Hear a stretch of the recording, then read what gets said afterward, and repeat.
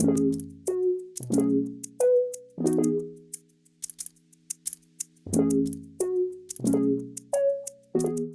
morning, everyone. My name is Nurul Anisa binti Marshanif, and today I will be presenting on the topic interpersonal context in English language learning for primary level. For today's presentation, my agenda will begin with an overview of the relevant DSKP standards, followed by a discussion on the target primary level for this topic. I will then explain the concept of context-focused communication, explore how it relates to language learning, demonstrate classroom applications, provide example sentences for formal and informal settings, and conclude with a discussion on possible challenges and considerations. Through this presentation, I aim to provide a clear and structured understanding of how interpersonal context can enhance primary pupils' English learning, particularly in the development of their communicative competence. On this slide, we focus on the relevant DSKP standards for primary school students. Content Standard 2.1 emphasizes that pupils should be able to communicate information clearly so that others can understand. This does not only involve correct grammar or pronunciation, but also the choice of words and sentence structure to express thoughts effectively. Meanwhile, Learning Standards 2.1.2 requires pupils to find out about and describe experiences in the past. This skill is essential because it allows students to organize their experiences logically, share events accurately, and express feelings appropriately. Mastering this standard helps pupils develop both language skills and social awareness, which are key aspects of effective communication in primary school. This standard is aimed at upper primary pupils year 4 to year 6. At this stage, students can organize their ideas, speak in coherent sentences, and follow simple structures when describing events. Importantly, they are also developing interpersonal awareness, meaning they can begin to adjust language depending on the listener, which prepares them for more complex social interactions in school. Personal context refers to the idea that the way we speak changes according to the listener's role and our relationship with them. In a primary school setting, pupils learn that speaking to a teacher requires formal, polite language, whereas speaking with friends allows informal, which is casual language. The concept is closely linked to Learning Standard 2.1.2. When pupils describe past experiences, they must consider who they are speaking to, which expressions are appropriate, and what tone to use. For instance, recounting a weekend activity to a teacher might require complete sentences and polite phrasing, while sharing the same experience with a friend can be more relaxed and expressive. This helps pupils develop both accuracy in language and social awareness. On this slide, we are focusing on how the learning standard relates to the context. The specific learning standard here is 2.1.2. Find out about and describe experiences in the past. This standard can be applied in interpersonal settings, which means pupils are encouraged to use the language in real social interactions. For example, when they share past experiences, they learn how to communicate in different situations. Another important aspect is that pupils learn to adapt their register. In other words, they become aware of when to speak formally with teachers and when to use more informal language with their friends. This ability to shift register is a key skill in effective communication. Finally, by practicing this, pupils build communicative competence. This means they not only learn the grammar and vocabulary, but also develop the social knowledge of what to say, to whom, and how to say it. This links language learning to authentic, real-world use, which is the main goal of communicative teaching. For classroom application, I chose a role-play activity. Pupils will practice conversations in both formal and informal settings. For example, one scenario is a teacher-pupil interaction and another is a friend-friend conversation. This activity is linked to Learning Standard 2.1.2, where pupils describe their past experiences. So to support weaker pupils, sentence starters such as yesterday I or last week I will be provided as scaffolding. This ensures that pupils not only practice the content standard but also develop awareness of register variation in interpersonal communication. Here we have some examples that illustrate how learners can adapt their register depending on the context. The first example shows a formal interaction with a teacher. Good morning, teacher. Yesterday, I attended the school assembly. This sentence demonstrates polite and structured language, which is appropriate for addressing someone in authority. It also reflects the expect formality in a school setting. The second example demonstrates an informal interaction with a peer. Hey, I played football yesterday. In this case, the language is shorter, more casual, and uses an exclamation to show excitement. This reflects how students naturally communicate with friends in a relaxed setting.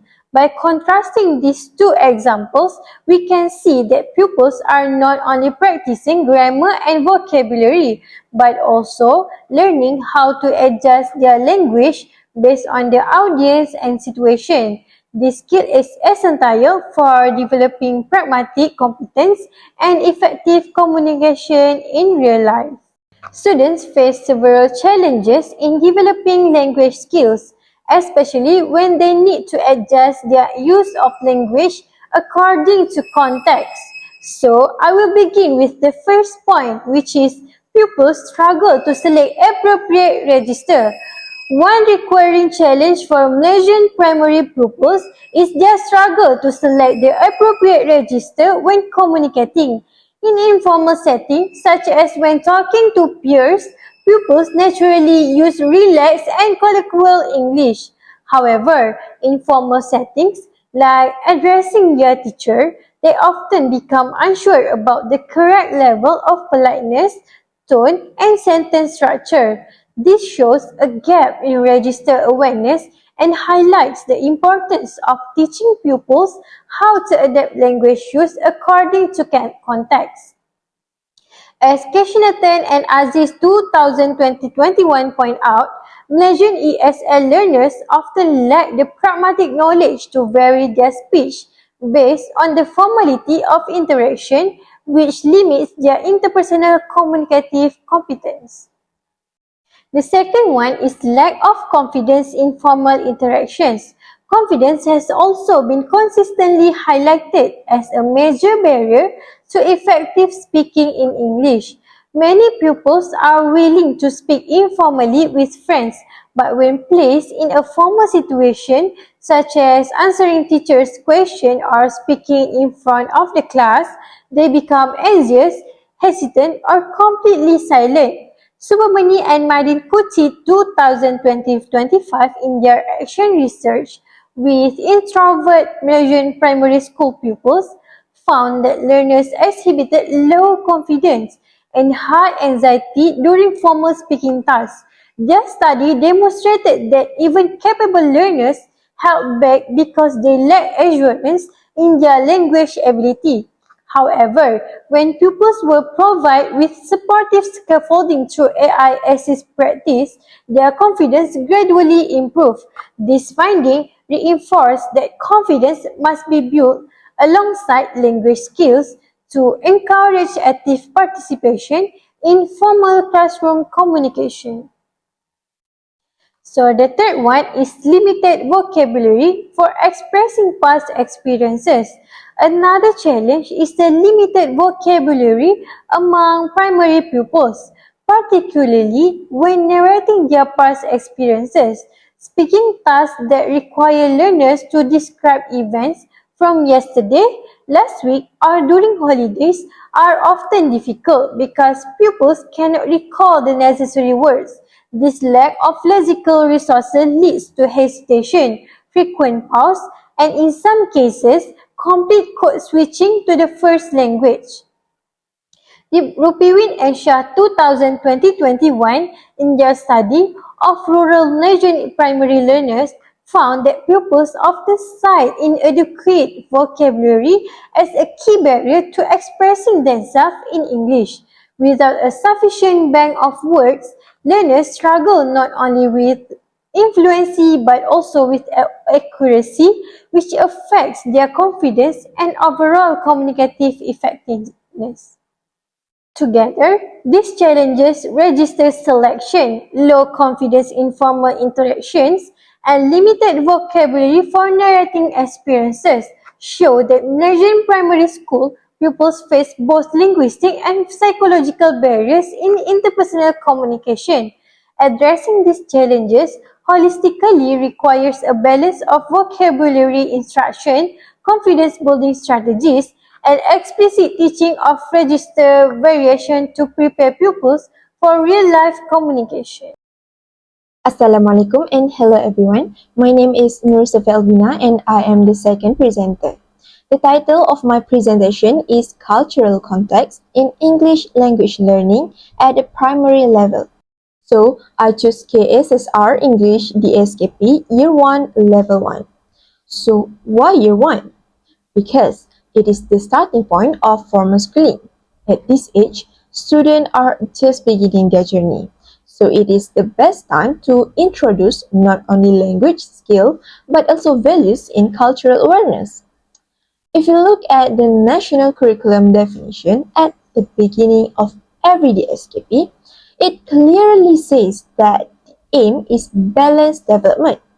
That means students should not only learn knowledge and skill, but also values, identity, and culture. So, when we teach culture from the every beginning, we are giving children a foundation to respect diversity and be proud of Malaysia's multicultural society. Now, let's look at the cultural context focuses in the Year 1 English DSKP. Here is the example from the DSKP Year 1 English Learning Standard. The first one is listening and speaking. So the standard is from 2.1.1, which is give very basic personal information using fixed phrases. So at Year 1 level, this means student can practice every simple sentences like, my name is Ali. I am 7 years old. So we can connect this to culture by teaching them polite ways of introducing themselves. For example, besides saying their names, students can practice greeting with a smile, waving politely, even doing a salam. And the second standard is 2.1.5, which is name or describe objects using suitable words from word sets. So students can learn to name common clothing items like this is a shirt or that is a skirt. So to add cultural value, we can extend it to traditional clothes. For example, she is wearing a sari or he is wearing a songko. And the second aspect is reading. So the standard is 3.2.3, which is use visual on the page to help understand a word or phrase. So student looks at the image and connect it with the words. For instance, they see a picture of a cheongsam and match it with the word dress. This makes it easy for them to understand. And the same standard from 3.2.3 also says identify and remember high frequency sound and letter patterns. So here we can use clothing vocabulary to teach phonics. For example, the sound S in shirt, skirt, sari, or songko, or the sound P in baju, belt, or blouse. So this way, students are learning both the sound of English and cultural vocabulary at the same time. And the third aspect is writing. So the standard is 4.2 from 1, which is give very basic personal information using fixed phrases. So students can practice simple writing like I am Mutu, I am wearing a shirt. To make it more meaningful, we can ask them to draw themselves in different clothes. Then they can label their drawing in English like shirt, skirt, sari, or songko. So we can see the cultural context is not something extra. It is already built in the learning standards. And the teachers just need to make the connection during the lessons. Now, let's talk about why culture matters in language learning. First, language reflects lifestyle and identity. Language is never separate from culture. When we speak, we are also expressing our way of life. For example, how we greet, how we celebrate, or how we dress. All of these are part of culture. For Year 1 students, connecting English with culture make the language more meaningful. Imagine if we connect it to what they wear in real life, their school, like their school uniform, their baju kurung, or even their Deepavali clothes. Suddenly, the word becomes alive, so they can understand and remember it better. Another reason is respect for diversity. When students see their own culture represented in class, they feel valued and included, so they develop empathy and respect toward other culture. Lastly, it prepares them for effective communication. English is a global language. By learning English in a cultural context, students understand that language is used by people from many backgrounds. Let's connect this idea to the students' daily context. In Malaysia, our classrooms are already multicultural. They see different clothes during cultural days, different foods during celebration, and different customs at school. So when we bring this into the classroom, we are actually connecting school learning with real life. For example, if a Malay student wears baju Melayu for Hari Raya, we can use that moment to teach vocabulary like shirt or trousers. Other than that, if a Chinese student wears cheongsam for Chinese New Year, we can describe it together in English like it looks like a dress or the cheongsam colors is red. And the last example is if an Indian student wears a sari for Deepavali, we can also link it to English words like skirt or scarf. So this way, every student sees that their life is important in learning. Now, let's move to how teachers can apply this in the classroom. So the first strategies is theme-based lesson, which is the teacher use textbook themes like Get Dressed from Unit 7 to focus on clothes and link them to cultural identity. And the second strategies is visual aids. So the teachers can show real clothes if it's possible, so it can be more realistic, or use flashcards, posters, and pictures so students can learn better when they see something concrete. And the third strategy is share storytelling. So by share short, simple stories about children getting dressed for school or for celebration. For example, Ali is wearing his uniform, while Mei-Ling is wearing her cheongsam for the celebration. And the fourth strategy is show and tell. So the teacher can ask the students to bring a clothing item or a photo from home. So by that, they can practice saying, "This is my what" in English and share their experience and memories about the things that they brought. And the last strategies is art and craft. So from these strategies, students can draw or design paper clothes and label them. For example, a t-shirt, a skirt, or traditional wear. So with these strategies, it might be simple, hands-on, and age-appropriate. But most importantly, they make learning fun and meaningful. Now, let's focus on an example from the textbook on Unit 7, Get Dressed, in the Year 1 English textbook. So this unit is very perfect for teaching cultural context because it talks about clothes. So here are some activities that we can do. So the first activities is drawing and labeling. So students can draw themselves in school uniform and in traditional clothes, then label them in English. And the second one is role play. So student can practice saying, I am wearing a what with a different clothes. For example, I am wearing dhoti or I am wearing a baju kurung today. And the third one is matching game. So students can match word cards to a picture card. For example, student can match trousers to a picture of a trousers or sari to a picture of sari. And the fourth one is celebration dressing. So teachers can show pictures of students wearing different cultural clothes during festivals. So students can describe them in English, such as she is wearing cheongsam. And the last one is craft activity, where the student can design paper dolls and dress them in different outfits. Then they can present it like saying, this is my doll. It is wearing a cheongsam. So through these activities, students are not just learning clothes vocabulary, but also about identity, culture, and diversity in a very interesting way. Now, let's discuss the challenges of teaching culture to Year 1 students and how to overcome it. The first challenge is limited understanding. It is because culture can be an abstract idea, so Year 1 students may not fully understand it. So the solution is we need to keep it simple and focus things that they can see and touch. For example, clothes, food, or music. The second challenge is risk of stereotyping. It is because we might accidentally give the impression that all Malays wear baju kurung or all Indians wear saris. So how to settle this problem is we need to show variety, which is we need to explain that people wear different clothes depending on the occasion.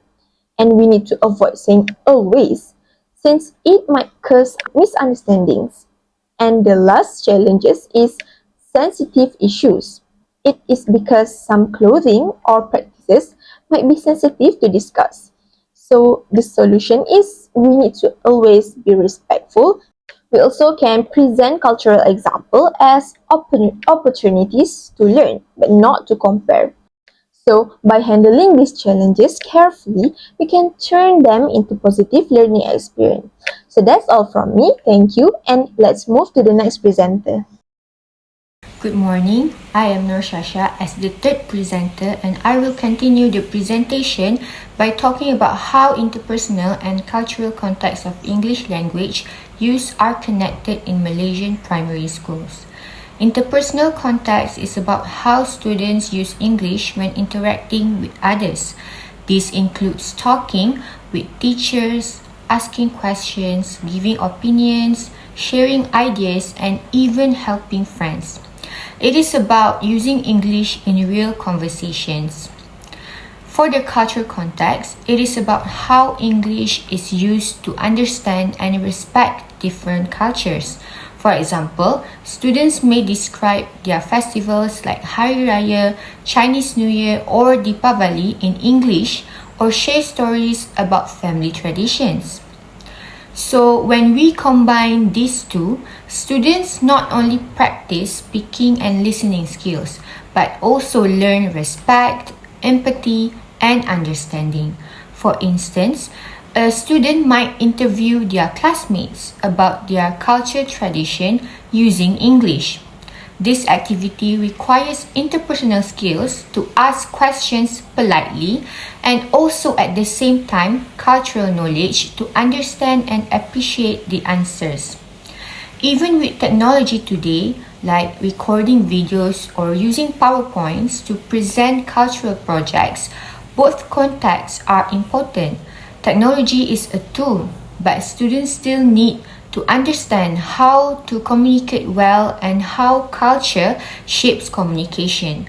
By connecting these contexts, English becomes very meaningful and useful, not just a subject to pass in exams. Now, I am going to share with you about the applications of both interpersonal and cultural context in classrooms. The first one is formal interaction, which it could be with teacher.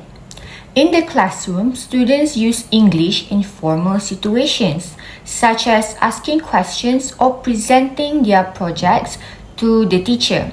For example, a student may need to explain a festival like Hari Raya or Deepavali in English.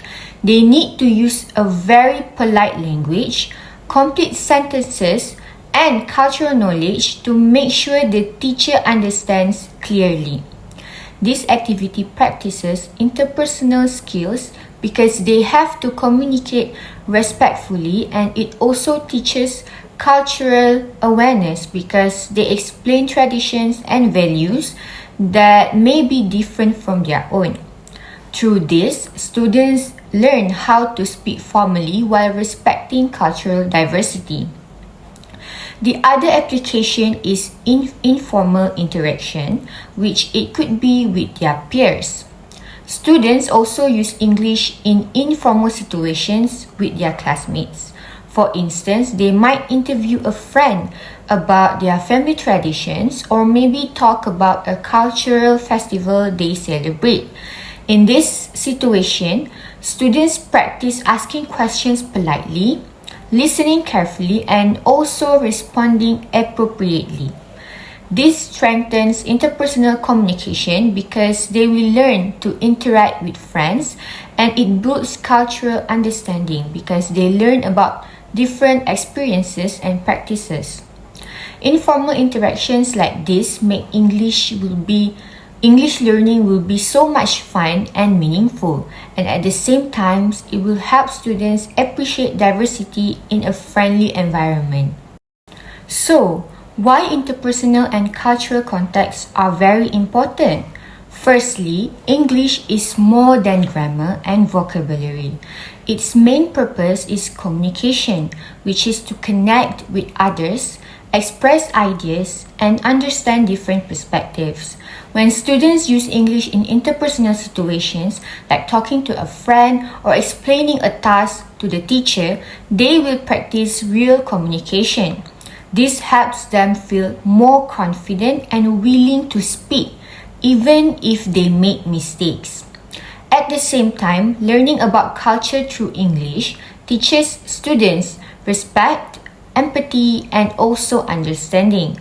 They learn that different people may have different ways of celebrating, speaking, or behaving. For example, during a group project on a festival, students need to listen carefully and respect each other's opinions.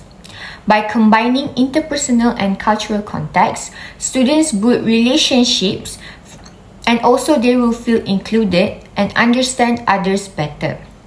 This also prepares them for a real-life situation outside the school later, where communication and cultural awareness are always important.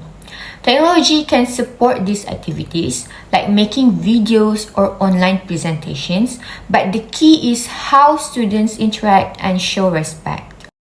Next, let's moving on into the essential question. The question is, in what ways do understanding the nature and use of English deepen our ability to connect across cultures and perspectives? To answer this question, understanding English in both interpersonal and cultural contexts helps students connect across cultures and perspectives in several ways. First thing first, English is a tool to communicate and understand each other's experiences. When students share their own culture or listen to others, they learn to see the world differently. This is important in Malaysia because we have many cultures in one country. Secondly, interpersonal skills help students speak politely, ask questions, and share ideas clearly. When these skills are combined with cultural knowledge, students not only talk but also listen and respond appropriately.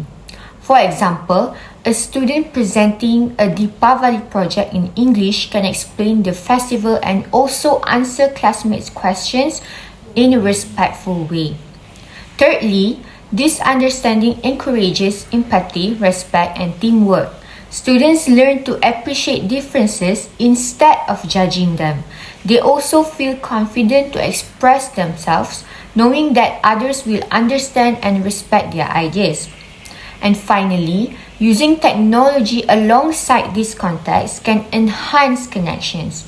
Students can create digital projects, record interviews, or share presentations online. But the real learning comes from how they communicate and understand the cultural differences, not just from the technology itself.